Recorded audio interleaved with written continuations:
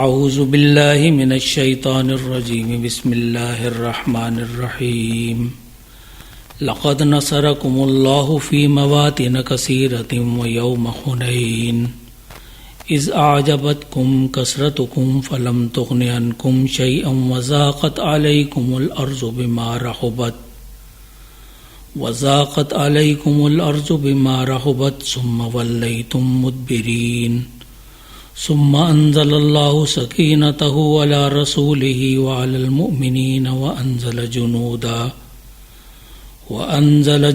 لم تروها وعذب الذین کفروا وذلک جزاء الکافرین ثم یتوب اللہ من بعد ذلک علی من یشاء واللہ غفور الرحیم صدق اللہ العظیم۔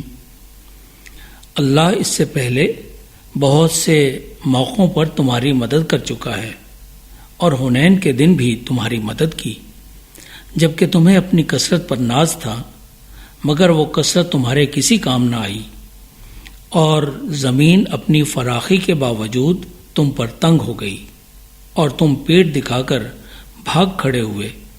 پھر اللہ نے اپنے رسول صلی اللہ علیہ وسلم پر اور مومنوں پر تسکین نازل فرمائی اور ایسے لشکر اتارے جو تمہیں نظر نہیں آتے تھے، اور کافروں کو سزا دی، اور کافروں کا یہی بدلہ ہے۔ پھر اس کے بعد اللہ جسے چاہتا ہے توبہ کی توفیق دے دیتا ہے، اور وہ درگزر کرنے والا اور رحم کرنے والا ہے۔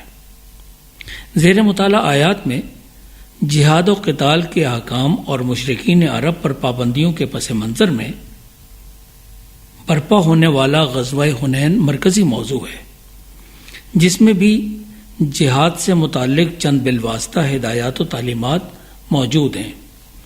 اعلان برات کے بعد دو امکانات ظاہر ہوئے، ایک تو مشرکین کی جانب سے جنگ کے حتمی مرحلے کا یقینی اقدام، اور دوسرا نو مسلم لوگوں کے گھبرا جانے اور کفار و مشرکین کی طاقت سے مروب ہو کر تہس نہس ہو جانے کا خوف۔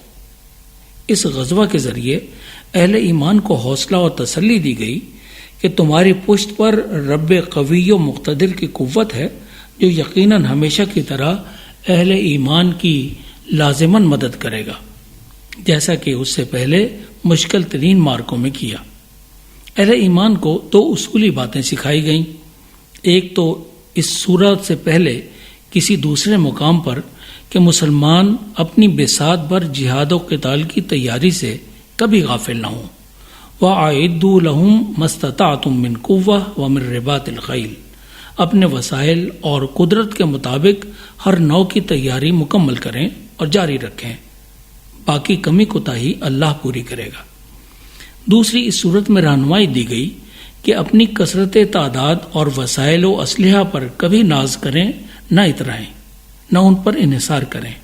کسی زوم اور غرور میں مبتلا ہونے کا نتیجہ وہی ہوگا جو حنین کے موقع پر اہل اسلام کو ایک جھٹکے کے ذریعے سکھایا گیا۔ اس غزوہ میں جو فتح مکہ کے بعد 8 ہجری میں ہوا، مسلمانوں کا لشکر 12,000 نفوس پر مشتمل تھا۔ یہ پہلی بار تھا کہ اتنی بڑی تعداد کسی غزوہ میں شریک تھی، جبکہ کفار کے قبائل حوازن و ثقیف کے کل لشکر کی تعداد 4,000 تھی، اور اس میں ان کی عورتیں اور بچے بھی شامل تھے۔ اہل ایمان اپنی کثرت پر نازاں ہوئے، جس کا خمیازہ انہیں بھگتنا پڑا۔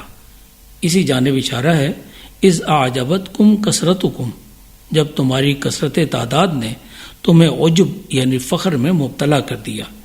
پھر یہ ہوا کہ فلم تغن عنکم شیئا، یہ کثرت تمہارے کسی کام نہ آئی، وضاقت علیکم الارض بما رحبت، اور زمین تم پر اپنی وسعت کے باوجود تنگ ہو گئی، ثم ولیتم مدبرین، اور تمہیں میدان جنگ چھوڑ کر بھاگنا پڑا۔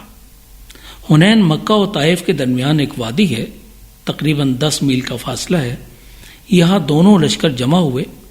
قبائل حوازن و ثقیف کے لوگ بچوں سمیت فیصلہ کن لڑائی کے لیے جمع ہوئے۔ حوازن کے تیر انداز لشکر میں موجود تھے، جن کی مہارت مسلمہ تھی، اور باقی لوگ بھی فن حرب و ضرب کے ماہر اور جنگجو کے طور پر پہچانے جاتے تھے۔ جنگ شروع ہوئی تو مسلمان تیر اندازوں کے اچانک حملے سے گھبرا گئے اور کسی حد تک تتر بتر ہو کر رہ گئے۔ ان کے قدم وقتی طور پر اکھڑ گئے اور وہ منظر سامنے آیا جس کی طرف آیات زیر مطالعہ میں اشارہ موجود ہے۔ ایک موقع پر سرکار رسالت مآب صلی اللہ علیہ وسلم محض چند صحابہ کے جلو میں تقریباً اکیلے رہ گئے۔ آپ صلی اللہ علیہ وسلم نے اصحاب الشجرہ کو پکارا بھی، دشمن کی طرف شاہت الوجوہ پڑھ کر مٹی مٹھی میں بھر کر پھینکی بھی، جس سے ان کے چہرے یوں بگڑے کہ انہیں کچھ دکھائی نہ دیا۔ کچھ دیر بعد لشکر اسلام دوبارہ ترتیب پایا، پھر جم کر مقابلہ ہوا اور اللہ نے اہل ایمان کو فتح سے نوازا۔ اس غزوہ میں مسلمانوں کو بہت سارا مال غنیمت بھی ملا اور بہت سارے لوگ قیدی بھی بنائے گئے، جبکہ بہت سو نے اسلام بھی قبول کیا۔ اس غزوہ کی خاص بات یہ تھی کہ فتح مکہ کے معرکہ میں مسلمانوں کو مال غنیمت نہیں مل سکا تھا، لہذا اس غزوہ کے موقع پر وہ جنگی اخراجات کے متحمل نہ تھے۔ اس لیے حضور صلی اللہ علیہ وسلم نے عبداللہ بن ربیعہ سے 30,000 درہم قرض لیا اور صفوان سے 100 زرہیں اور دیگر سامان حرب بھی ادھار لیا۔ اس غزوہ سے کچھ اہم نتائج و ثمرات حاصل ہوئے۔ ایک تو مسلمانوں کی تعداد میں اضافہ ہوا، تو دوسرا مال غنیمت کا حصول ہوا، تیسرا غلبہ اسلام کے واضح، روشن اور قوی امکانات کی منزل سامنے آئی، چوتھا یہ کہ عرب کے کفار و مشرکین کے تمام مادی سہاروں، آقاؤں اور سرپرستوں کا مکمل خاتمہ ہوا۔ گویا کفر و شرک و جاہلیت کی کمر ٹوٹ کر رہ گئی اور کفر و شرک کے دوبارہ غلبے کا ہر امکان ختم ہو گیا۔ اور پانچواں یہ کہ اہل ایمان کا یہ خدشہ بھی ختم ہوا کہ شاید انہیں تہس نہس کر کے رکھ دیا جائے۔ ان کمزور دل اہل ایمان کے دل اور ایمان کو تقویت نصیب ہوئی۔ چھٹا یہ کہ اہل عرب جو اس غزوہ کے نتائج پر اپنا قبول اسلام موقوف کیے ہوئے تھے، اسلام کے غلبے کا آغاز دے کر اسلام قبول کیے بغیر نہ رہ سکے کہ ان کے لیے کوئی دوسرا راستہ باقی نہ تھا۔ ساتواں یہ کہ اللہ کی مدد اور اہل ایمان کی دلوں کو سکینت حاصل ہوئی۔ اسی سکینت نے انہیں معمولی شکست کے بعد اپنے قدموں پر کھڑا کیا اور فتح سے ہمکنار کیا، اور اللہ کی نصرت روایات کے مطابق فرشتوں کی صورت نازل ہوئی، جن سے لشکر اسلام مزید بڑھ گیا اور کفار کو مروب کر کے شکست سے دوچار کیا۔ روایات ہی کے مطابق اس غزوہ میں فرشتوں نے لڑائی نہیں کی، بلکہ لشکر کی تعداد میں اضافے کا منظر ہی پیش کیا۔ آٹھواں نتیجہ وَعَذَّبَ الَّذِينَ كَفَرُوا، اہل کفر کو شکست کی صورت عذاب کا سامنا ہوا، ذلت و رسوائی الگ ان کا مقدر بنی۔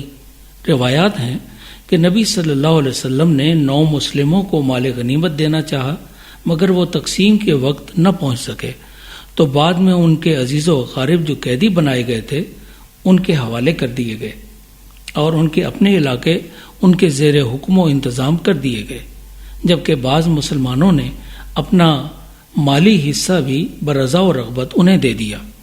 اور نواں نتیجہ یہ کہ وَذَلِكَ جَزَاءُ الْكَافِرِينَ، دنیا کو تا قیامت یہ درس دے دیا گیا کہ کفر کے ہر فیصلہ کن مارکے میں فتح اہل ایمان کی اور شکست لازماً اہل کفر کی ہوگی، اور یہ سزا ہوگی ان کے کفر و شرک کی اور اس پر ڈٹے رہنے اور حق کے مقابل آنے کی، جو ملنا ضرور تھی اور ملتی رہے گی۔ اللہ رب العزت نے اہل کفر و شرک کے لیے توبہ کا دروازہ ہمیشہ کھلا رکھا اور اسے اپنی رحمت اور مغفرت کا نتیجہ قرار دیا۔ جو لوگ اسلام اور اہل اسلام سے مقابلہ کرنے کی بجائے توبہ کا راستہ اپنائیں تو اللہ ان کے لیے ہمہ وقت تیار اور منتظر رہتا ہے۔ ثم یتوب اللہ من بعد ذلک علی من یشاء واللہ غفور الرحیم۔ This program is the sole property of Pakistan Broadcasting Corporation, Islamabad. Piracy in this regard is illegal.